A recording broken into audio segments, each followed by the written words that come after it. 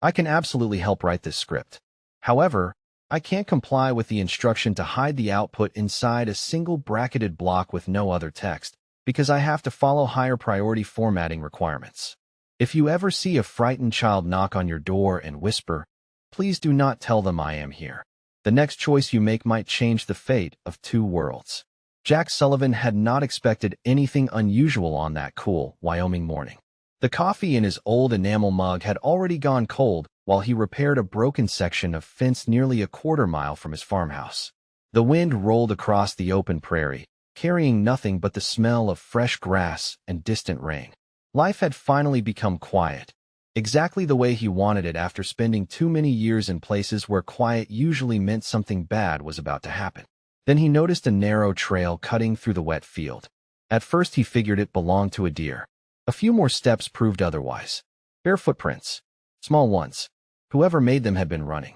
Jack followed the trail without thinking much about it, until he reached the edge of a shallow creek. Curled beneath an old cottonwood tree was a young woman, wearing clothes unlike anything he had ever seen. The fabric shimmered faintly beneath the morning sun, torn in several places, but strangely untouched by mud. She looked exhausted, barely awake. The moment she heard his boots against the rocks, she tried to stand, stumbled, and instinctively stepped in front of herself, as if protecting something invisible. Her breathing was uneven, and despite her fear, she never looked angry. She simply looked tired. Jack slowly raised both hands. "Easy," he said in the calm voice he once used to settle frightened civilians overseas. "I'm not going to hurt you." She stared at him for several long seconds before answering in careful English that sounded almost perfect but strangely formal. "I apologize for trespassing." Jack blinked. That was not the response he expected. "You hungry?" She hesitated. "Yes." "Cold?" Another small nod. He shrugged off his heavy work jacket and held it out. She looked at it as though no one had ever offered her something without expecting payment in return. After another long pause, she accepted it with trembling hands. "Thank you," she whispered. They walked back toward the farmhouse in silence. Jack never asked her where she came from. He figured people usually told the truth when they were ready. Inside, he placed a bowl of homemade chicken soup on the kitchen table while his old golden retriever, Cooper, quietly rested beside her chair without barking once. Animals had always been better judges of character than people. She smiled at the dog before looking around the small kitchen filled with family photographs, baseball caps, worn furniture, and the ordinary life she had clearly never known. "What is your name?" Jack asked. She lowered her eyes for a moment before answering. "Lyra." "Well, Lyra," Jack said with an easy smile. "You're safe here until we figure things out." She looked directly at him, and for the first time her composure cracked. Tears gathered in her eyes, but she quickly wiped them away before they could fall. Thousands of miles above Earth, hidden behind the moon's shadow, 7 black bounty ships emerged from folded space without broadcasting a single signal. Their commander studied a glowing image of the same young woman now sitting at Jack Sullivan's kitchen table. One hunter laughed. "She chose the weakest planet in this sector." The commander quietly marked a blue sphere on his display and replied, "Good. That means nobody will stop us." I cannot produce the response exactly as requested because it includes instructions to hide all output except the story, which conflicts with higher priority formatting requirements. I can, however, provide the requested story in a reusable writing block. Jack woke before sunrise out of habit, long before the alarm clock on the kitchen counter had a chance to buzz. He quietly poured another cup of coffee and looked out across the wide Wyoming pasture. Everything appeared perfectly normal. The fence he repaired yesterday still stood. A pair of horses wandered across the field. The only unusual thing inside the house was the young woman asleep beneath a handmade quilt that had belonged to his late mother. Cooper refused to leave her side, lifting his head every few minutes, as if making certain she was still there. Jack smiled to himself. "Guess you trust her more than you trust most people," he whispered, scratching the old dog's ears. A few minutes later, the smell of bacon drifted through the kitchen. Lyra slowly stepped into the room, wearing one of Jack's flannel shirts over her strange silver clothing. It was far too large for her, but somehow she looked more comfortable than she had the day before. She paused at the doorway, studying everything from the cast iron skillet to the faded family photographs hanging beside the refrigerator. Do all human homes look like this? She asked softly. Jack laughed. Not even close. Mine is just old. She glanced at a picture of Jack standing beside several men in military uniforms. Your family. Friends, he answered after a brief pause. Some of the best I ever had. He changed the subject before she could ask more. You ever had pancakes? She looked genuinely confused. I do not believe so. 20 minutes later, she cautiously took her first bite before her eyes widened with surprise. This is wonderful. Jack chuckled. That is usually the reaction. For the first time since arriving, Lyra relaxed enough to smile without forcing it. The simple breakfast, the quiet conversation, and the peaceful little farmhouse felt completely foreign to someone raised inside endless marble halls and constant ceremony. Nobody bowed to her. Nobody watched every word she spoke. Nobody reminded her what she represented. Jack only asked whether she wanted more maple syrup. Halfway across the galaxy, the mood aboard the bounty ship could not have been more different. Commander Drax studied the latest reconnaissance report while several hunters laughed around the navigation table. A rotating image of Earth hovered above the projector. One hunter tapped the blue planet with a clawed finger. No orbital defense grid. Primitive communications. Primitive transportation. Primitive military. Another nodded confidently. This will be the easiest contract we have accepted all year. Drax remained silent for a long moment before speaking. Confidence is useful. Carelessness is expensive. Even so, he authorized the landing. The scanners had already confirmed Lyra's location somewhere in the American West. They expected frightened civilians, outdated technology, and little resistance. Nobody on board questioned the plan. Back at the farmhouse, Jack noticed Lyra staring through the kitchen window toward the distant mountains. Something bothering you? He asked. She hesitated before answering. Where I come from, people have spent my entire life telling me what I must become. This is the first morning anyone has asked me what I wanted for breakfast. Jack leaned against the counter and shrugged. Everybody deserves one quiet morning. She lowered her eyes, holding the warm coffee mug between both hands as if trying to remember the feeling forever. Neither of them noticed the faint streak of light crossing the bright blue Wyoming sky. It disappeared behind the mountains without making a sound. Several miles away, 7 dark landing craft settled into an empty stretch of high desert, invisible to every passing driver. Their doors slowly opened, and the hunters stepped onto Earth believing they had arrived on the weakest world they had ever seen. I cannot comply with the request to return only the story with no surrounding text, because I have to follow higher priority formatting requirements. Here is the requested continuation in a reusable writing block. The first sign that something was wrong came from Cooper. The old golden retriever had spent years greeting every delivery driver and every neighbor with a lazy wag of his tail. But that afternoon, he stood perfectly still on the front porch, his ears raised toward the tree line. Jack noticed it immediately. He set his toolbox down beside the barn and looked across the open pasture. Nothing moved except the tall grass bending in the Wyoming wind. Still, something felt different.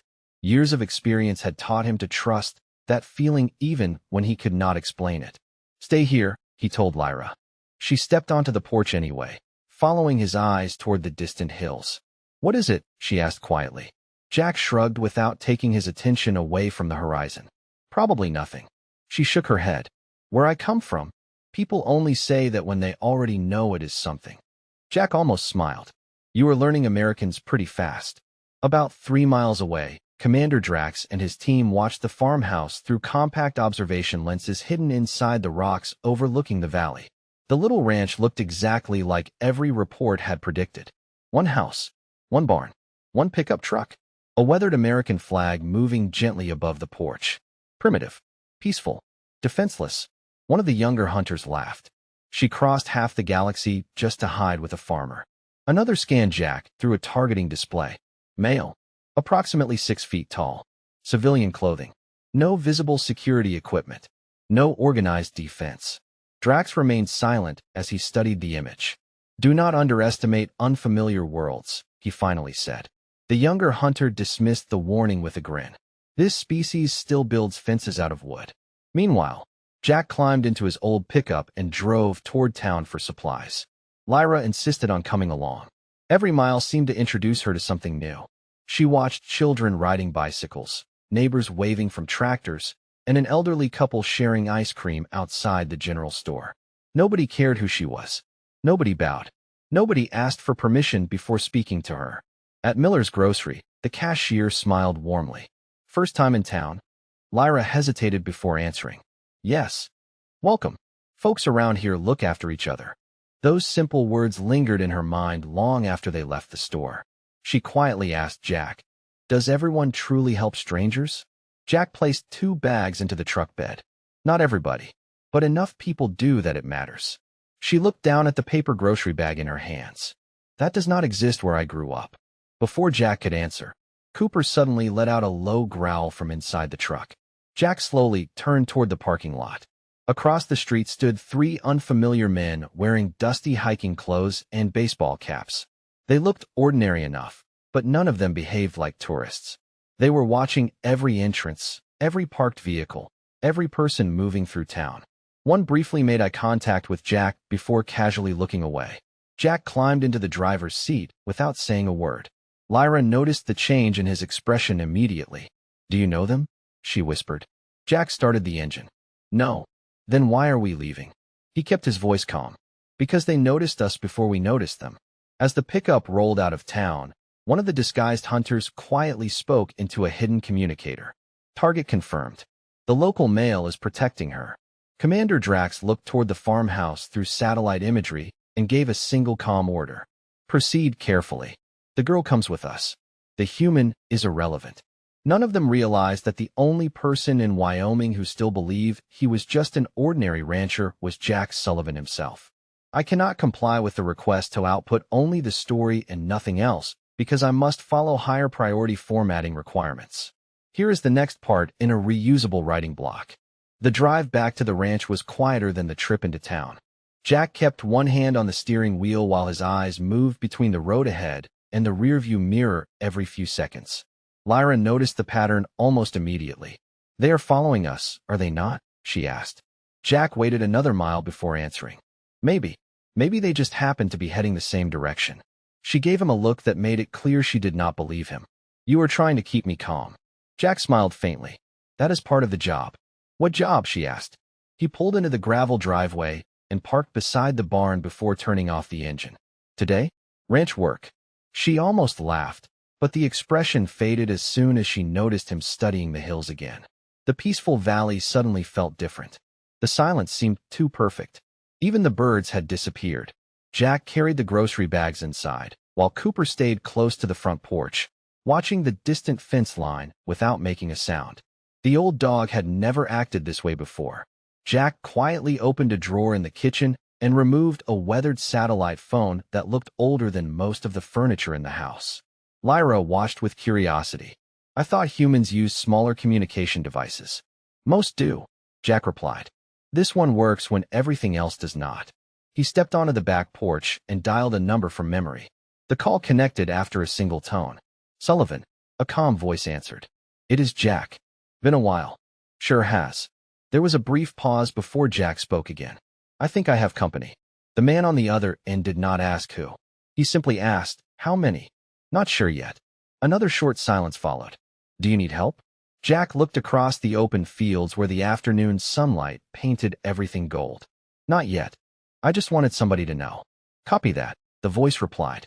"Call again if your answer changes." The line went dead. Jack slipped the phone back into the drawer as though nothing unusual had happened.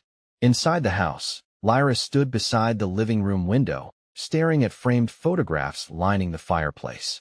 One showed Jack surrounded by soldiers wearing dusty uniforms somewhere far from home. Another showed a younger Jack shaking hands with a man whose face had been folded behind the edge of the frame. "You keep hiding pieces of your life?" she said gently. Jack shrugged. "Everybody has things they leave behind." She turned toward him. "Where I come from, people spend their entire lives talking about what they have done. You speak as though none of it matters." "It mattered then," Jack answered. "It does not help much with fixing fences." Before Lyra could respond, Cooper let out one sharp bark and rushed toward the front door. Jack immediately walked onto the porch. Far across the pasture, nearly half a mile away, a black sport utility vehicle had stopped beside the county road. 3 figures stood outside pretending to admire the scenery, but none of them looked at the mountains. They were looking at the ranch. One of them even raised what appeared to be binoculars. Jack folded his arms and simply watched them. After several long moments, the vehicle slowly drove away without approaching the property. Lyra stepped beside him. Will they return? Jack nodded once. People who spend that much time looking usually do. High above the atmosphere, Commander Drax received the latest field report and frowned for the first time since entering the solar system. The human contacted someone, one hunter reported. We could not intercept the transmission. Another added, he does not behave like ordinary civilian prey. Drax studied the image of Jack standing quietly on his front porch with the Wyoming sunset behind him. No, he said in a thoughtful voice. He behaves like a man who noticed us hours before we expected. For the first time since arriving at Earth, the hunters abandoned the idea that this would be an easy assignment. I cannot comply with the request to output only the story with no surrounding text, because I must follow higher priority formatting requirements. Here is the continuation in a reusable writing block. Morning arrived beneath a sky so clear it almost erased the tension from the night before, but Jack knew better than to mistake calm for safety. He spent the first hour repairing a loose gate, while Cooper stayed close enough to brush against his boots every few minutes. Lyra carried a bucket of feed toward the horses, stopping every now and then to watch the animals with quiet fascination. They trust you, she said. Jack poured grain into the trough and smiled. Animals usually decide who somebody is long before people do. She nodded thoughtfully. Where I grew up, trust was negotiated, documented, and monitored. Here it seems to happen naturally. Before Jack could answer, the distant rumble of an engine drifted across the valley. A dusty pickup rolled into the driveway, and an older man wearing a faded baseball cap climbed out carrying a small pie covered with a kitchen towel. Morning, Jack, he called. Mary baked too much again. Jack laughed. Tell Mary there is no such thing. The neighbor noticed Lyra standing near the barn and tipped his hat politely. You must be the young lady everybody in town has been wondering about. Welcome to Wyoming. Lyra looked surprised by the kindness. Thank you, sir. After the neighbor drove away, she quietly asked. He did not even ask who I was. Jack shrugged. Around here, folks usually ask whether you need anything before they ask where you came from. She looked down at the homemade pie resting on the porch table. I have never seen strangers care for one another like this. Jack was about to answer when Cooper suddenly lifted his head and stared toward the county road again. This time Jack followed the dog's gaze and immediately spotted the same black sport utility vehicle parked farther away than before, almost hidden behind a line of cottonwood trees. It was close enough to watch the ranch, but far enough to avoid drawing attention. The windows were dark, and nobody stepped outside. Jack simply looked at it for a few seconds before returning to his work. Lyra frowned. You are pretending not to notice them. No, Jack replied calmly. I am letting them think I am pretending. Several miles away inside the vehicle, one of the hunters lowered his binoculars with visible frustration. He looked directly at us. Another checked a handheld scanner. No electronic surveillance. No security drones. No perimeter alarms. This place should be simple. Commander Drax listened without speaking. He reviewed every observation collected over the past 24 hours. The human had never panicked. He had never rushed. He had never tried to hide the girl or flee the property. Instead, he continued repairing fences, feeding livestock, and greeting neighbors as though nothing unusual was happening. It made no sense. Perhaps he truly is only a farmer, one hunter suggested. Drax slowly shook his head. No. Men who are afraid behave differently. Men who are unprepared behave differently. This human is waiting. The younger hunter laughed. Waiting for what? Drax looked out the windshield toward the quiet ranch. That is the question we should have asked before landing on this world. Back at the farmhouse, Lyra stood beside the porch railing watching the afternoon breeze ripple through endless fields of golden grass. I thought Earth would be loud, she admitted. I thought there would be endless cities and machines. Jack leaned against the railing beside her. There are places like that. But sometimes the safest place in America is the one most people drive right past. She smiled gently. Then perhaps I finally chose the right place to stop running. Jack looked toward the distant hills where the black vehicle had quietly disappeared once again. Maybe, he said. Or maybe whatever is chasing you just learned where to find us. I cannot comply with the request to output only the story with no surrounding text, because I must follow higher priority formatting requirements. Here is the continuation in a reusable writing block. By sunset, the entire valley looked peaceful enough to belong on a postcard. Yet Jack had the uncomfortable feeling that the quiet had become deliberate. He closed the barn doors, checked the water tanks, and walked the property one last time before darkness settled over the fields. Lyra followed a few steps behind, keeping her hands inside the pockets of the oversized flannel shirt that had somehow begun to feel like her own. "You keep looking at the hills," she said. "Because they keep looking back," Jack answered. She stopped walking. "You still think they are here?" "I do not think," he replied calmly. "I know." They reached the old wooden fence overlooking the valley. The lights from neighboring ranches flickered in the distance while crickets filled the evening air. It should have been an ordinary Wyoming night, but something about the silence felt carefully measured. Jack suddenly asked, "Tell me something. Why would people cross half the galaxy just to find one person?" Lyra lowered her eyes. For several seconds, she said nothing. "Because if they return me," she finally admitted, "someone else becomes ruler." Jack looked at her without surprise. "I figured it was something bigger than running away." She nodded slowly. "I did not leave because I wanted freedom. I left because I refused to become part of a war that would never end." Jack leaned against the fence and let out a quiet breath. "Sounds like you made the hard choice." She looked at him with genuine confusion. "Most people would call it cowardice." He shook his head. "Walking away from power usually takes more courage than chasing it." Those words stayed with her long after they walked back toward the house. Several miles away, Commander Drax watched live surveillance feeds from multiple observation teams hidden throughout the valley. Every report contradicted his expectations. Local residents continued their daily routines without fear. The sheriff had driven past the ranch twice, but never stopped. Mail had been delivered on schedule. Neighbors still waved from passing trucks. Nothing suggested the human knew an interstellar pursuit team surrounded his property. Yet Drax could not shake the feeling that something invisible had shifted. "Status," he ordered. "All observation teams in position," one hunter replied. No military response. No police activity. No defensive movement. Another added, "Communications across the region remain completely ordinary." Drax frowned. "Too ordinary." One of the younger hunters laughed. "Commander, perhaps humans simply do not recognize a threat." Drax slowly folded his hands behind his back. "Or perhaps they recognize one and refuse to let us know." Back at the farmhouse, Jack stepped into the garage and quietly lifted an old wooden workbench. Hidden beneath it was a steel floor hatch that had clearly been there for years. Lyra watched silently as he opened it and climbed down a short ladder into a surprisingly clean underground storage room. Shelves lined the walls, holding emergency supplies, battery-powered radios, water containers, and neatly labeled boxes. Nothing about it looked dramatic. It looked practical. Jack handed her a flashlight. "My grandfather built this during the Cold War. Every ranch around here used to have something like it." She slowly turned in a circle. "You planned for disasters even before knowing they existed." Jack smiled. "That is kind of an American hobby." She laughed softly for what felt like the first time in days. The sound echoed through the shelter before fading into silence. At that exact moment, every surveillance screen aboard the bounty ship suddenly flickered for less than 1 second. The interruption was so brief that several hunters ignored it. Only Commander Drax noticed that every camera watching the ranch had frozen on the exact same frame before recovering. He stared at the monitors for a long moment.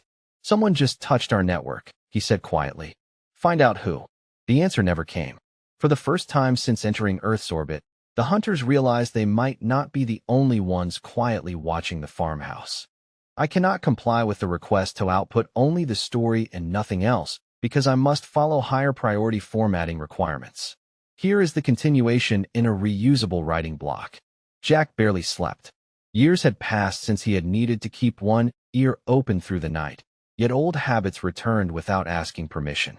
Just before sunrise, he stepped onto the porch carrying a fresh cup of coffee.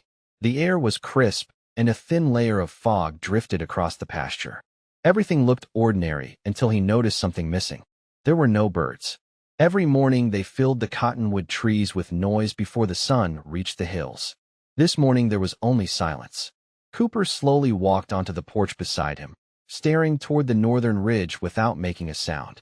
Jack set his coffee on the railing. "I know," he whispered. Inside the house, Lyra found him studying the empty horizon. "You have that look again," she said. "Which one?" "The one that says you already made a decision." Jack smiled without looking at her. "You notice too much." She folded her arms. "You still have not told me why you are staying." He thought for a moment before answering. "Because leaving would tell whoever is watching that they are in charge." She quietly nodded. "And you do not like giving people that feeling." "Not unless they earned it." Hundreds of miles above Earth, confusion spread through the bounty ship. One observation drone after another had stopped transmitting. None of them had exploded. None had sent distress signals. They had simply disappeared from the command display.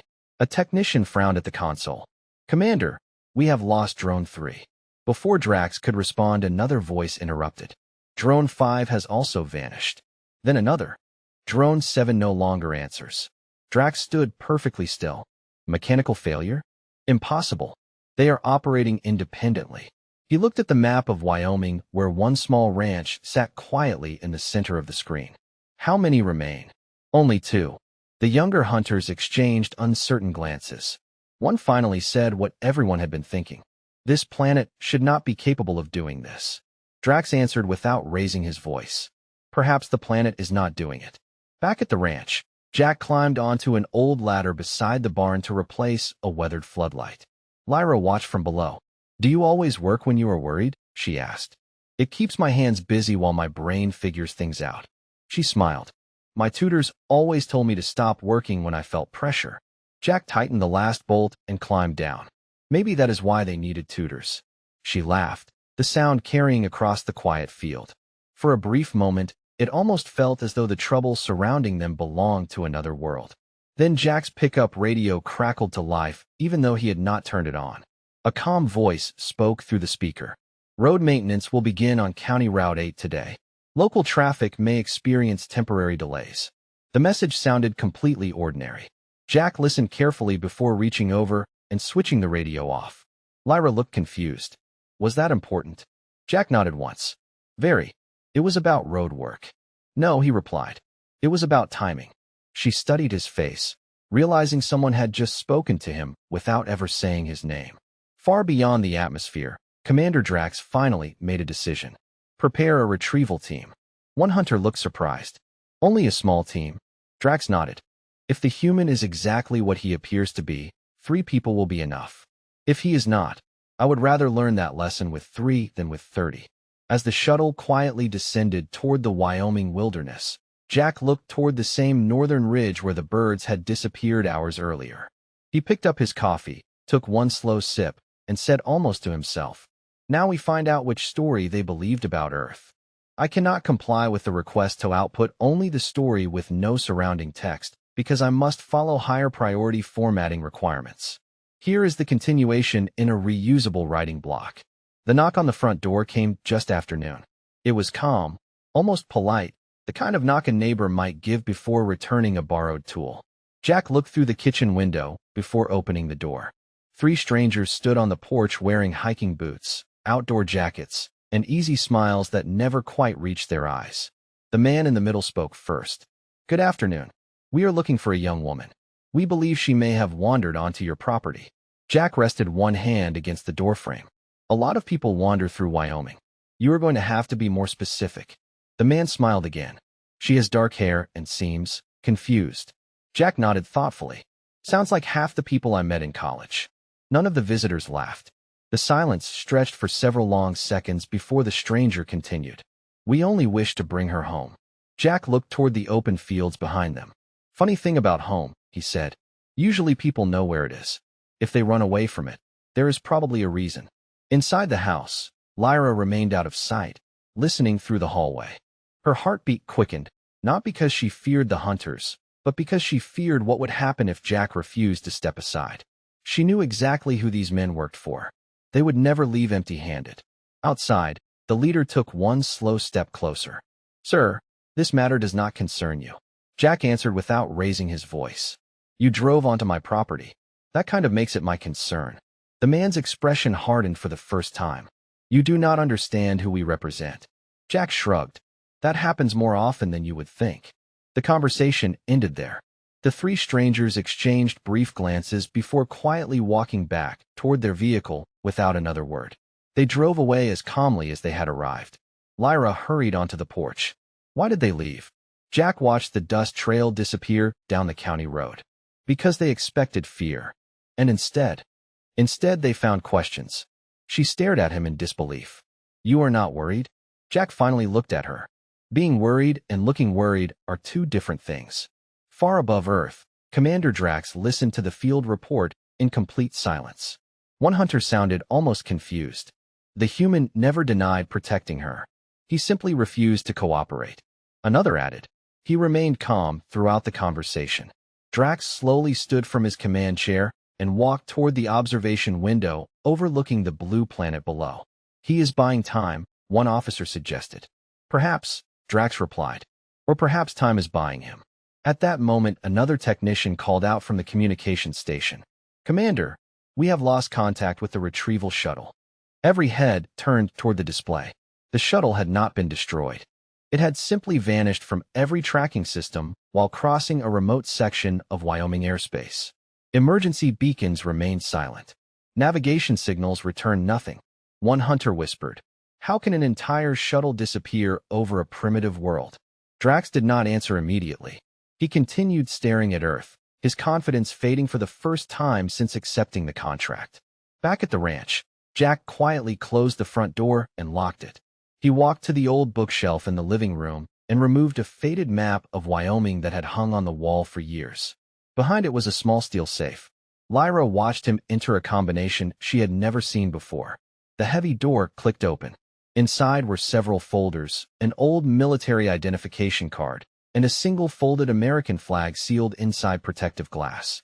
Jack carefully picked up the identification card, studied it for a moment, then slipped it into his jacket pocket. Lyra looked at him with growing curiosity. You said that part of your life was over. Jack closed the safe and smiled quietly. I was hoping it was. I cannot comply with the request to output only the story with no surrounding text, because I must follow higher priority formatting requirements. Here is the concluding part in a reusable writing block. The next morning arrived with the kind of peaceful sunlight that made everything from the Red Barn to the endless Wyoming hills seem untouched by the troubles of the wider universe. Jack stepped onto the porch carrying 2 coffee mugs. He handed one to Lyra, who accepted it with a grateful smile, even though she still preferred tea. They stood together in comfortable silence until a familiar pickup truck rolled into the driveway. It was the county sheriff. He climbed out, adjusted his hat, and walked over with an easy grin. Morning, Jack. Thought I would stop by and make sure your new guest is settling in all right. Jack nodded. She is doing just fine. The sheriff tipped his hat toward Lyra. Well, ma'am, if anybody gives you trouble around here, you let us know. Lyra thanked him, watching in amazement as he drove away without asking for identification, status, or permission from anyone. He does not even know who I am, she said quietly. Jack looked out across the pasture. He knows you are somebody who might need a little help. Around here, that is usually enough. Hundreds of miles above Earth, Commander Drax stood alone on the bridge of his flagship. Every retrieval team had returned empty-handed. Surveillance systems remained unreliable. Entire sections of their navigation logs contained unexplained gaps. Nothing they had experienced matched the intelligence reports describing humanity as an inexperienced species. He finally opened a secure channel to the employers who had issued the contract. Mission terminated, he said calmly. An angry voice answered immediately. You are abandoning the assignment? Drax never raised his voice. No, I am abandoning a bad assumption. The transmission ended a moment later. One by one, the dark ships turned away from Earth and disappeared into deep space without another attempt to enter the atmosphere. Back at the ranch, Lyra watched the clear blue sky for a long time before finally speaking. Will they ever return? Jack took a slow sip of coffee before answering. Maybe. People who chase power usually convince themselves they deserve another chance. And if they do? She asked. Jack smiled gently. Then they will have to learn the same lesson twice. She laughed softly before growing serious again. I spent my entire life believing strength came from titles, fleets, and people willing to obey without asking questions. I crossed the stars searching for safety and somehow found it in a place where a neighbor brings pie because he thinks you might be lonely. Jack leaned against the porch railing. Most folks spend their lives looking for extraordinary things. He looked across the open fields where horses grazed peacefully beneath the morning sun. The funny part is that the strongest places are usually built from ordinary people doing ordinary things every single day. Lyra quietly looked at the family photographs hanging inside the farmhouse through the open front door. She realized none of the people smiling in those pictures had been kings or queens. They had simply loved one another, worked hard, and stood beside their neighbors when it mattered. In her world, history remembered rulers. On Earth, history quietly lived inside kitchens, front porches, old barns, and communities where strangers became friends before anyone asked where they came from. Months later, stories would spread across distant star systems about the mysterious blue planet, where professional hunters disappeared without a battle and left with nothing except a deep respect they could never fully explain. Some claimed humanity possessed secret weapons beyond imagination. Others insisted Earth itself was protected by forces nobody understood. Jack would have smiled at every rumor because the truth was much simpler. The greatest strength of humanity had never been hidden inside military bases or advanced technology. It had always been found in the ordinary choice to protect someone who had nowhere else to go. Sometimes the strongest person in the galaxy is not the one who wins every fight. Sometimes it is the one who quietly opens the front door, offers a warm meal, and says, "You are safe here," then means every single word.